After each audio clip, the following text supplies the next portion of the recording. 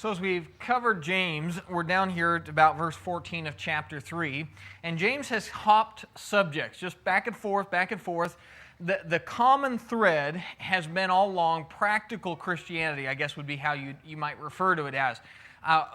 Things that affect your day-to-day life. There are times that we study things that are have to do with heaven or how Christ's blood pays for our sins and doctrinal things so that we can understand how we're saved and whatnot. And then there's things that are just practical day-to-day living issues if you're going to be a Christian. And James is focused on those rubber meets the road sort of things.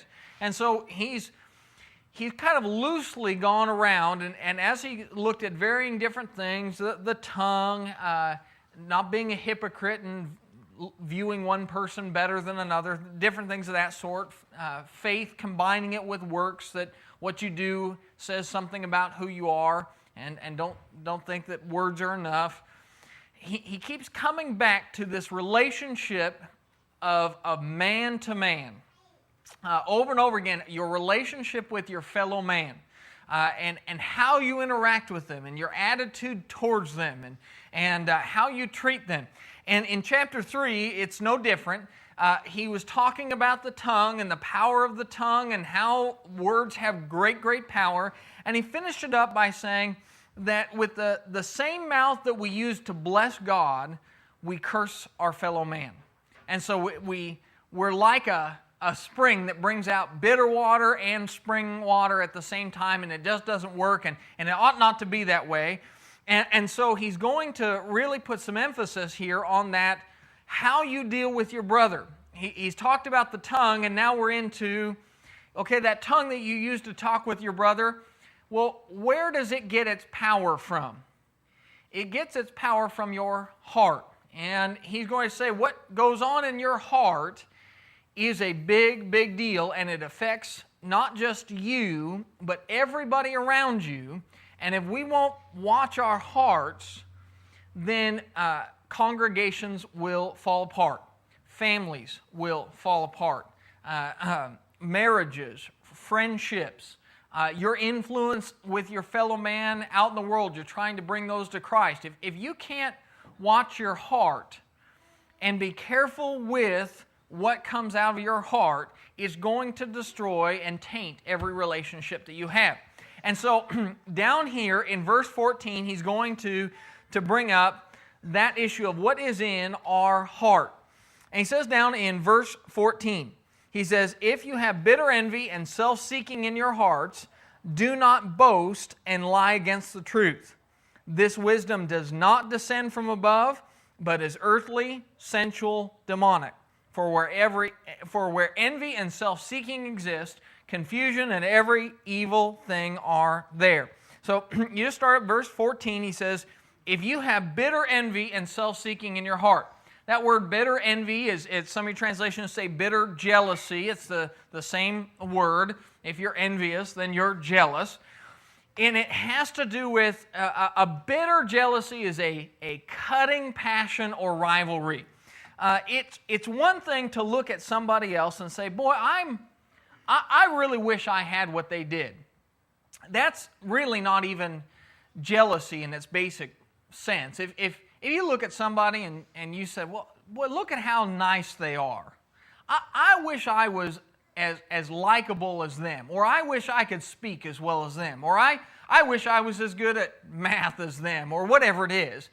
That is it's a passion for something somebody else has, but it's not a cutting passion, is it? When you get to the point where you look at somebody else and you're always looking at them saying, am I better than them or not? Do others look at me as greater than this person or not? You view them as your rival. You get to a point with other people where your animosity towards what they have or how they treat you or something like that gets to be cutting, to where it's a hard passion and rivalry in your heart. That's what he's talking about. That's what bitter jealousy is. it's something that with a real sting to it. You think about, you drink something that's bitter. If I drank a drink and it was a bitter drink, it's cutting, isn't it? It's got some sting to it. That's what this is. It's a passion for others' things or their life, or a passion to be viewed as greater than others that's cutting. He says, when you've got that in your heart, you've got a problem. And then he says, self-seeking in your heart. That's that. Some of your translations will say strife. That's the same word, self-seeking. It comes from the idea of electioneering. Coming up on elections, and what do all the politicians do when they know you're going to the ballot? They want your vote. And so they start drumming up the vote. They'll start doing whatever they can to get your praise, to get you to mark their name down. That's that self-seeking. If you've got that built up within you, that you are always comparing yourself to others, and you always have to be above others, and it's so important to you that you have a position of honor. Now, Christ addressed this. He talked about with the Pharisees. The Pharisees, when they go to a dinner, they didn't want to just sit anywhere at the table, did they? They wanted the places of honor. When they went to the synagogue, they wanted the chief seats. They wanted to be viewed a certain way when they walked down the market. They wore clothes to get people to pay attention to them. And so he says, if you've got that in your heart, it's going to affect everything. Everything is going to have problems because of that. And he says, if you've got that, do not boast or glory not against the truth. Do not boast and lie against the truth. Don't glory in it. And this is one of the problems that we have, is that when we build a rivalry with other human beings, whether it be one person that you find yourself and you've got that kind of cutting relationship with, and you begin to look at, and people do this in congregations, don't they? Where they get some animosity towards somebody. And so they value their whole life in, oh, you see that? You see, I have more friends than that person does. Or more people listen to me than they listen to that person. Or I've got better kids than that lady does. Or whatever it is. When you begin to view your life through the lens of bitter, jealousy, rivalry, electioneering, I've always got to be better than others, he says, don't glory in that. And the funny thing is, we do the opposite. Whenever you can find somebody that you can look down on, you tend to glory in it. You go, oh, see, I feel good about myself. See, I'm better than somebody. I found somebody better than me. And the funny thing is those are the people we tend to look out for. You don't go looking for people who are better than you, because they make you feel bad about yourself, and then you have to do something about it. What we often do is we find people to compare ourselves to that are worse. And so we do this in our marriages. You're being mean to your spouse or something like that, but you throw out the argument, you say, well, I'm a lot nicer than most men. Or if you don't know how good it is. If you didn't have a wife like me, there are wives out there that we glory in putting ourselves above others. And he says, don't do it. Glory not. Don't exalt yourself or boast in others' injury. Don't go through life looking at other people, looking to find faults in them so that you can feel better about yourself. And if we're honest with ourselves, we all do this from time to time, where we find others who have flaws, and we look at their flaws so that we don't have to feel bad about ourselves.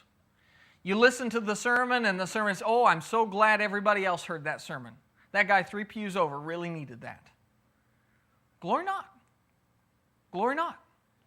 He said, don't glory in that self-seeking attitude. And don't do it because when you do that, when you have bitter jealousy and you have strife in your heart, when you're that kind of fighting person, it's you I'm always fighting my fellow man internally to show myself greater. He says, what you do is you lie against the truth. You tell yourself a falsehood. You glorify and deceive really yourself. Instead of telling yourself the truth, which is, here I am, and why are any of us of any worth? I mean, you go through life, and David says, if you really look at it honestly, we're all like a bunch of ants just down here on earth. We just have absolutely no value except for one thing. God looks down on this planet full of ant-sized people, just like when you're flying through an airplane, right? And you look down and everybody just teeny tiny. But God looks down on us, and God says, you have value. God says, you're worth something to me. That's the truth. You get your value because God gives it to you, because God says you are something special. And when we go through and we say, actually I'm something special because I make so much money. Or I'm something special because, I was arguing with so-and-so and I really let them have it. I really went toe-to-toe with them and I let them have it. I'm a real man. Whatever it is. Oh, you see that lady over there? Her kid was just kicking and screaming and, my kids never did that. Whatever it is. See, whatever it is you do to glorify yourself here on earth, what are you doing? You're lying in your own heart. He says you lie against the truth. And so he lays these out, and his whole point is that's not wise. And he's going to explain why it's not wise to do that.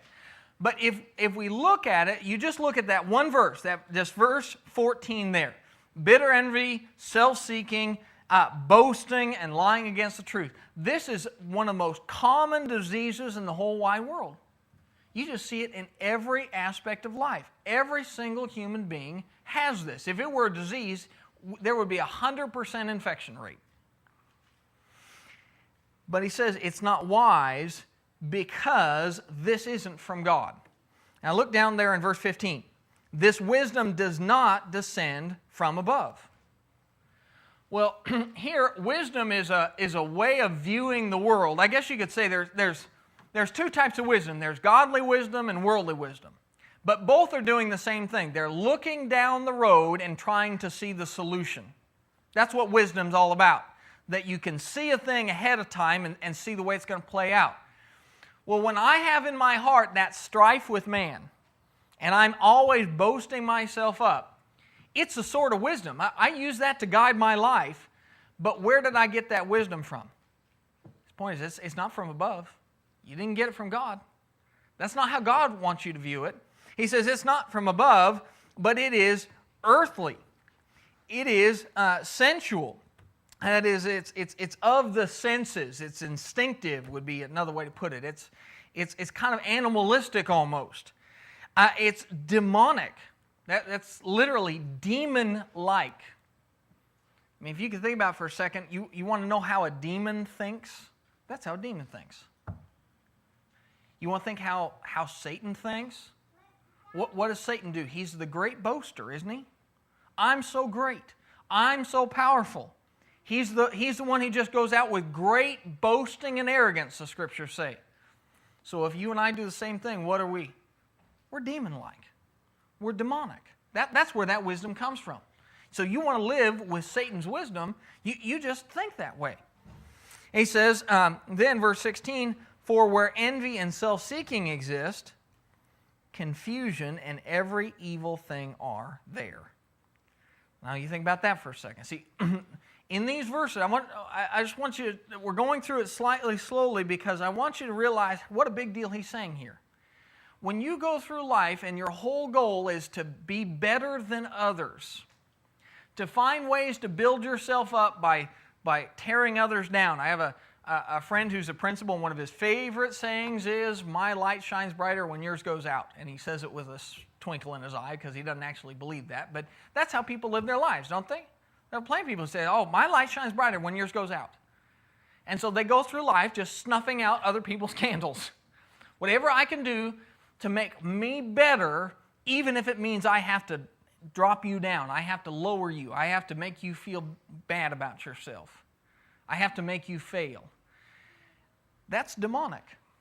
That's the way Satan works. You think about it. Here's Satan. What's Satan do? What's Satan's fate? Satan's eternal fate is the bottomless pit. He's going to be thrown in that lake of fire. So what does he do between now and then? He goes around seeing who else he can take there with him. It's demonic. And so he says, when you have that attitude, he says, that attitude is where confusion and every evil thing are. So you want to know why it is people murder others? That's why. It starts in the heart. You think about somebody goes out and they take a hatchet to somebody else. You read it in the news. So-and-so took a knife and stabbed another person. Well, why? Why'd they do that? Bitter envy, self-seeking. Really, in its most basic sense, isn't that what murder is about? I'm great because I can kill you. I have power over you. And you have people and you have a marriage and the marriage implodes and they say, well, you know, they're mean or this or that and they're fighting all the time. You say, well, why did that happen? Well, there was bitter envy. There was self-seeking. They would never bow to the needs of the other spouse. Somebody wasn't giving. It wasn't a team. It was two people fighting all the time with a rivalry. This happens in every area of life. You just mark down the sin. Every evil thing, it starts in that heart. Bitter envy. Somebody won't give up a square inch. They won't humble themselves even for a second. And so you have fightings, you have anger, you have pride, you have murder, you have idolatry, all of these things. You have greed. What's the whole point behind greed? Somebody, all they want to do is gather money. Their whole life's about money. Well, what does that money make them do? They get all that money so they can look and say, see, I'm better than that guy who doesn't have that money. Or I can use that money to boss people around. See, every evil thing starts there in that heart. That's his point. And all it breeds is evil, and all it breeds is confusion. We have a whole world full of bitter, jealousy, and self-seeking people. And as you look at the world around you, how well is it working for us? It's not working out very well, is it? Marriages aren't doing too well. People having a real hard time raising their children. Nations can't get along with other nations. Just constant. In every quarter, confusion. And so, he says, that wisdom, it does not come from above. Anybody have any questions? Okay, so down verse 17, he says, but the wisdom that is from above is first pure and peaceable, gentle, willing to yield, full of mercy and good fruits, without partiality and without hypocrisy. And the fruit of righteousness is sown in peace by those who make peace. Or for those who make peace is another way that that's translated. So here he says, okay, now we talked about that demonic wisdom, that earthly wisdom. Now let's talk about the wisdom that is from above. If you want your life to work out God's way, you've got to start looking ahead the way God would have you look ahead. Use His kind of wisdom. And that's going to start with the heart too. He says, now that wisdom is a pure wisdom.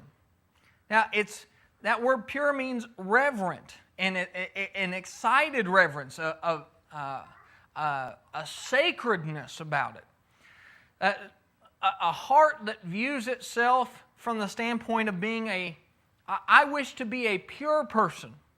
Not the best person, not the strongest person, not the smartest person, not the wealthiest person, but I want to be the purest person.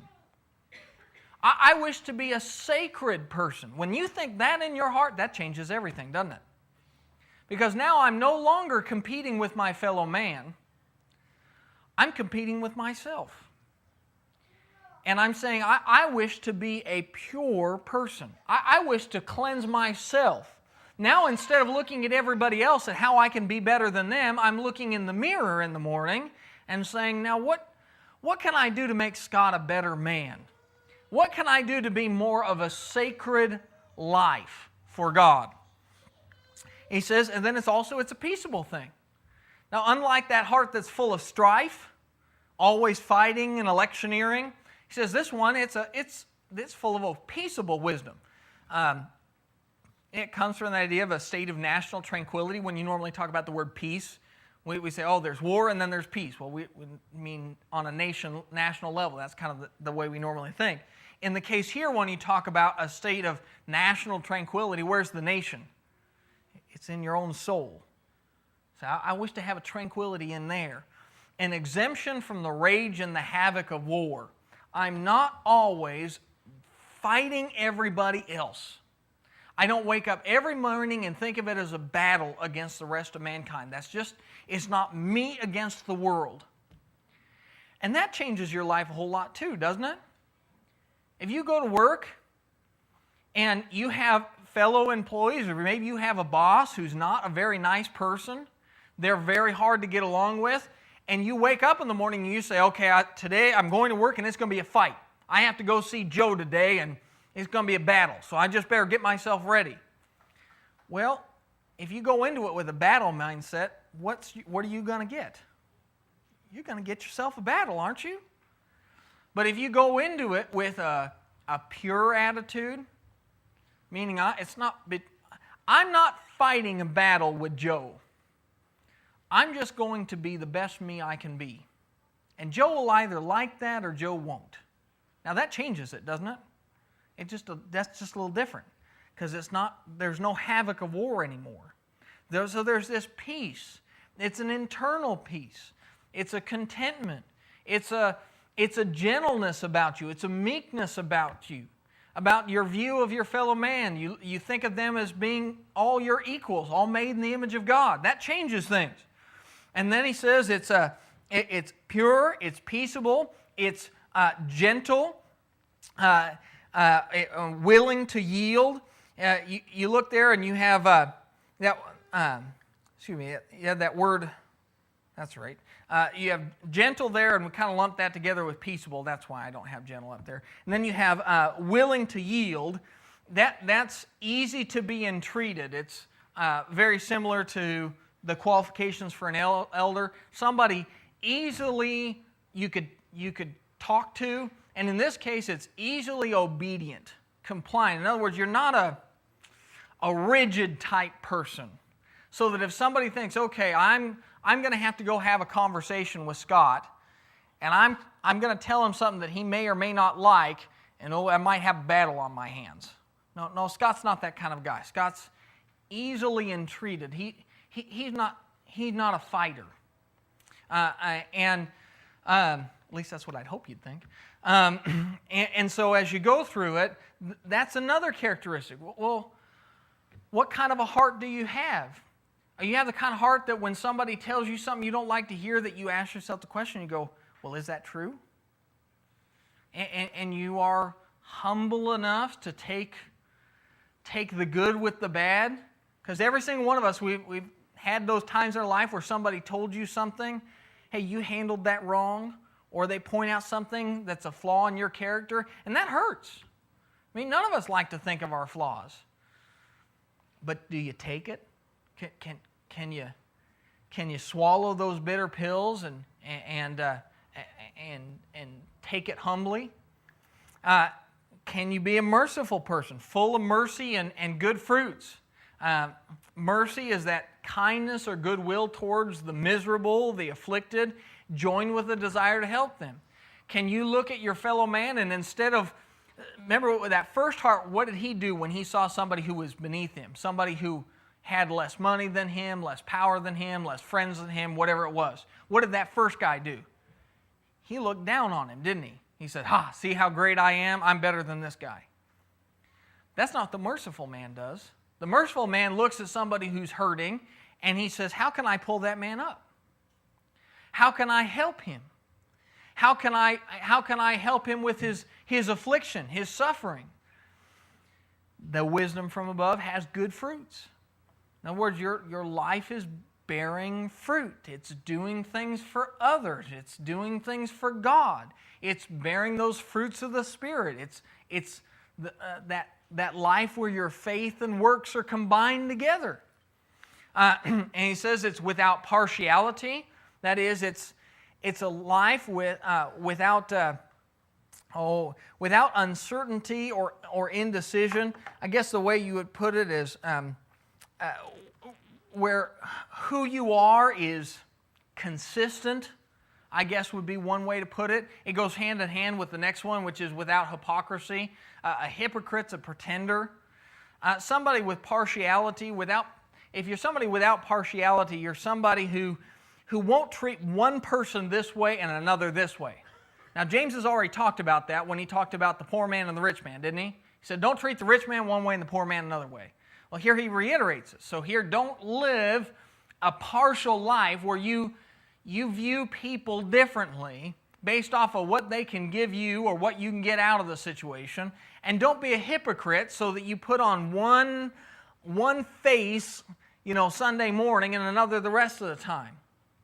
Don't be the kind of person that, you've got a nice, clean mouth on you Sunday morning when you're around the saints, but then you swear like a longshoreman Monday morning. And don't be that kind of a person where you're just changing masks. That's really what a hypocrite is he's an actor. So you just put on a different role depending on who you're around. Be a real, complete, sincere person.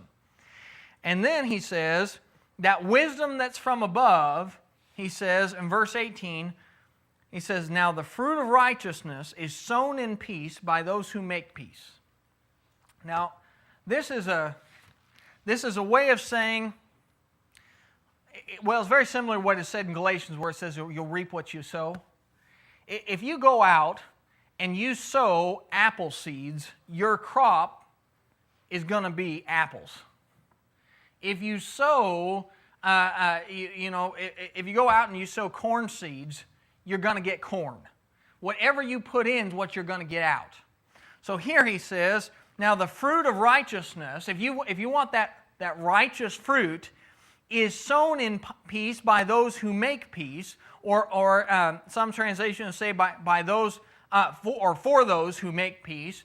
In other words, the idea is if you go out in life and you sow the seed of peace. In other words, you look at your fellow man and you are trying to live peaceably with them. God says that, do it as much as depends on you, be at peace with all men. You go through life and you're not fighting with everybody, you're not always boasting, you're not always striving and looking for the faults in others and looking to raise yourself up, but you just go through life just trying to be a good person. You try and make a difference. You try and be merciful and help those who are hurting. You try and be pure for God. You go through life, and the battle that you're fighting isn't with anybody else, it's just with sin. I'm not trying to fight anybody else, I'm just trying to fight sin. He says, then what you do is you're the kind of person who's going to bear fruit because you sowed peace, and what are you going to grow? Peace. You sow the seeds of peace, you get the fruit of peace. And so as you look at it, his whole point there is, as you go through life, every major problem that you have is going to come down to your heart. Now you're going to have external things that happen to you, but really, life is really more about how you react to those things than anything else. Somebody comes and they criticize you, and if you've got that heart that's a striving heart, well, the moment somebody criticizes you, you got a battle.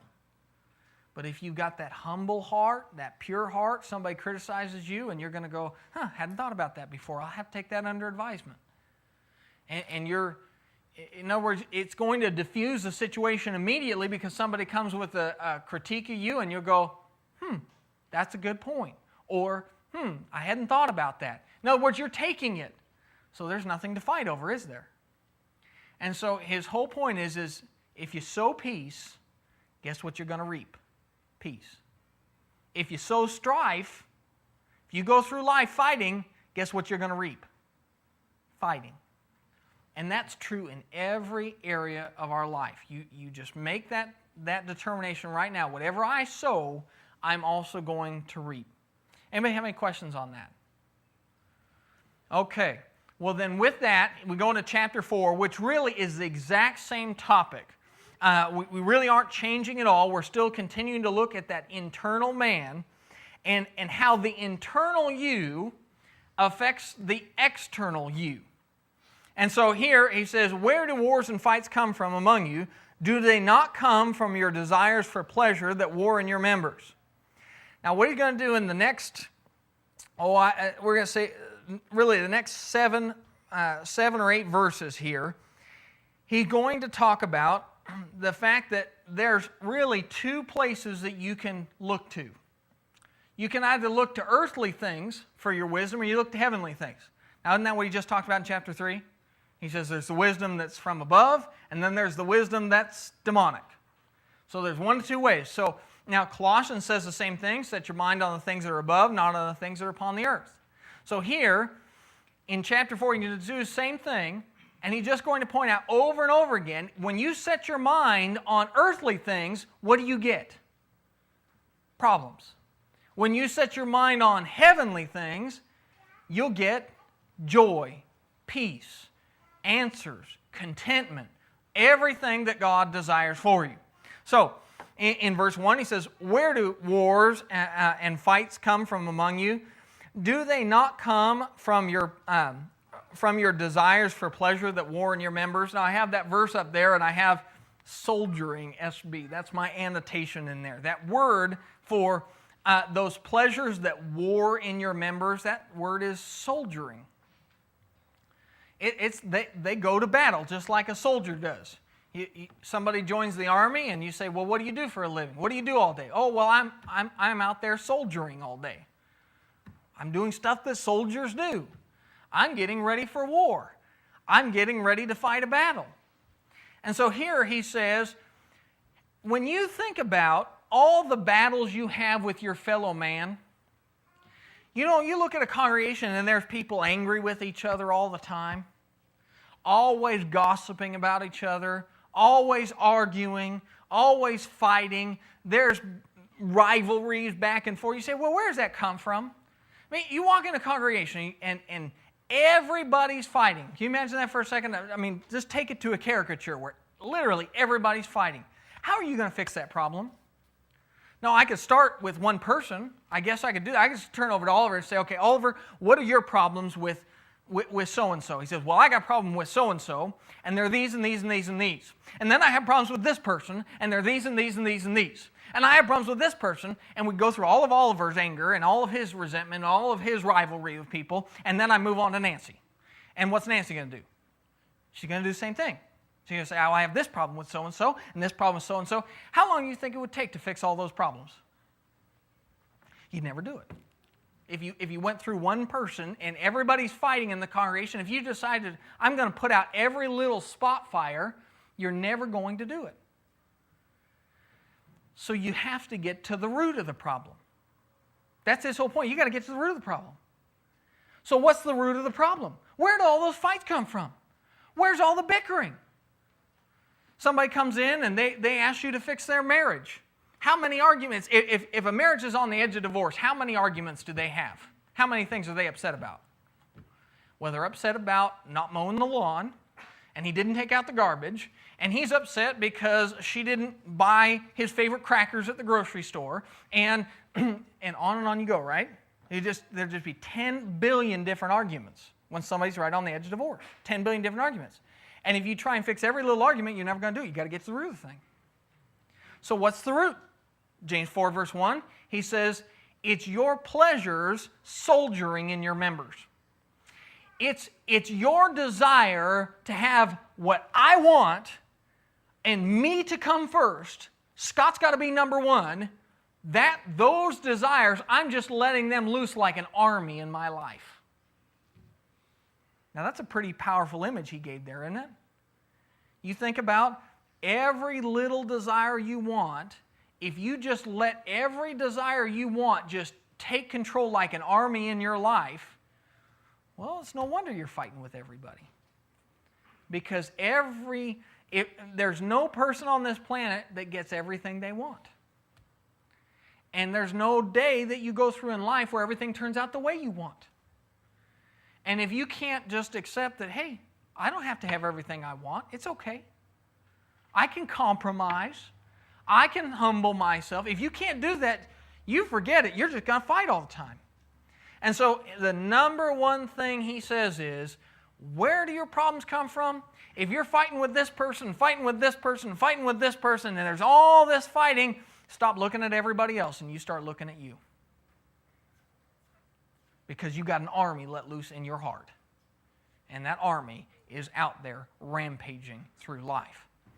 And so down in verse 2, he said he's just going to embellish on that. He says, you lust and you do not have.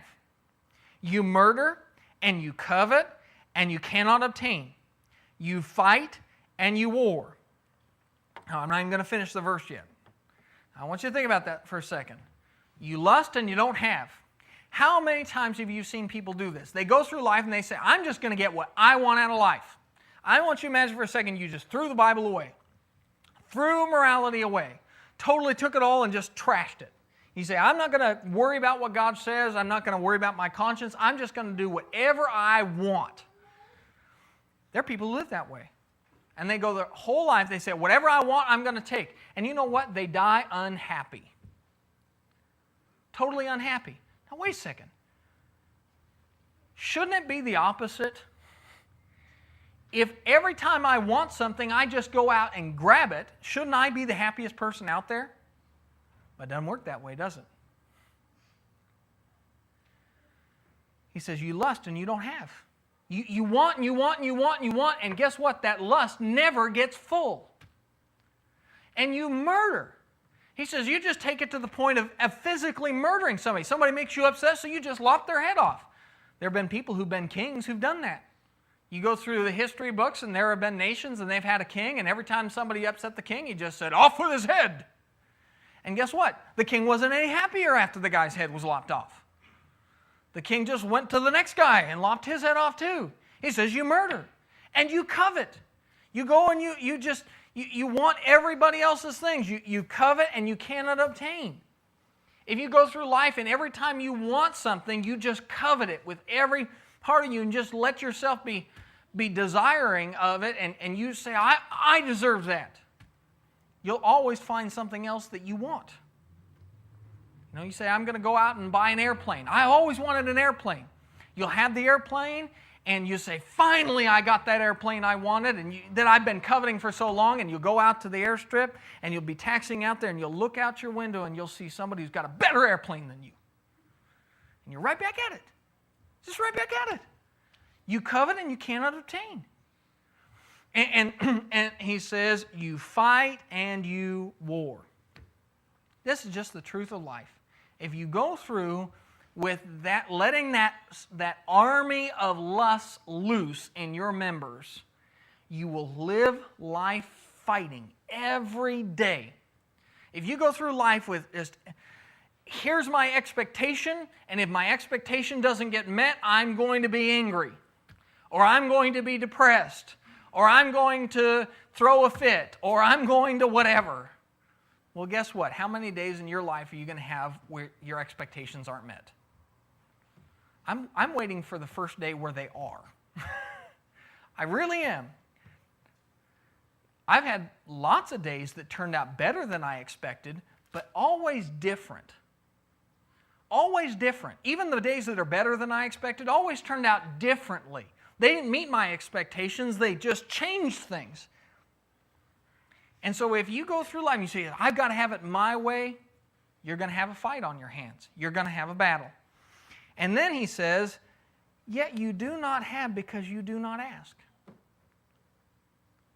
Now here's the next thing. He just adds to it. He says, now really, you could have everything you need. You could have everything you need, and a lot of the things that you want, all you'd have to do would be to ask. Now, who's he want you to ask? Your neighbor? He says, ask God. That's who it's about. Ask God. He says, but, now let me put some qualification on that. Yet you do not have because you do not ask. You ask when you do ask. He says, you do not receive because you ask amiss that you may spend it on your pleasures. Now he says, You don't ask God for the things that you need, and then when you do think to ask God for something, what do you ask? God, could you just strike down my enemy? They're just mean and rude. And could you get that guy and put him in a car wreck? Oh, that's an extreme, right? But we do this. We ask for things not because we wish to do good in our life, not because we wish to use it to serve God. We just ask it just because I want. And we're so busy moving on to the next thing that we want that we don't even take the time to thank God for the things He's given us. Now, I don't know about you, but I'm horribly guilty of this. That I'll ask God for something, and I'll ask, and I'll ask, and I'll ask, and then I'll get it, and it may even be a really good thing, that was a healthy thing to want. I mean, it wasn't a horrible thing. And then when I do get it, I don't even stop to really give thanks. I prayed for it for 2 weeks straight, and then when I get it, I might give a 30-second thank you, and then I forget about it immediately. He says, you don't ask, and even when you do ask, you ask with the wrong motives. It's all about what you want, and then after you get it, you're right on to the next want, and God's not going to play that game. He's not going to give you those things that are going to feed that army in you that's making you a bad person. Of course, that makes sense, doesn't it? If we've let loose an army of lusts in our life, and then we go to God and say, hey, God, would you do me a favor? Would you feed this army that's leading me to hell? He wouldn't be a good father if he said yes, would he? Instead, he says, no, you need to starve those out. And sometimes in life, we go through some big trials. Big trials sometimes. I mean, really big trials. So that we can just learn to starve those desires out of us. You go through and you read in your Bible. You know, a great example of it is you look at someone like Joseph. When Joseph was a kid, what kind of a kid was he? He's a snot-nosed brat, is what he was. Telling his brothers about how great he was, parading around in his special coat that Daddy gave him, telling everybody dreams of, oh, I had this dream and you all bowed down to me. What did it take to get that pride out of him? It's pretty big things. Slavery, for one. Being accused of something he hadn't done and being thrown in prison. Took quite a bit. He went through a lot to get that out. God starved those things out of him. So James's point here is, you've got to master those things. Cut them out of your life, because those are the sources of so much strife, so many problems. Now, we're going to stop there because we're out of time. We'll pick up in verse 4 next week. Does anybody have any questions? Okay, we'll stop there.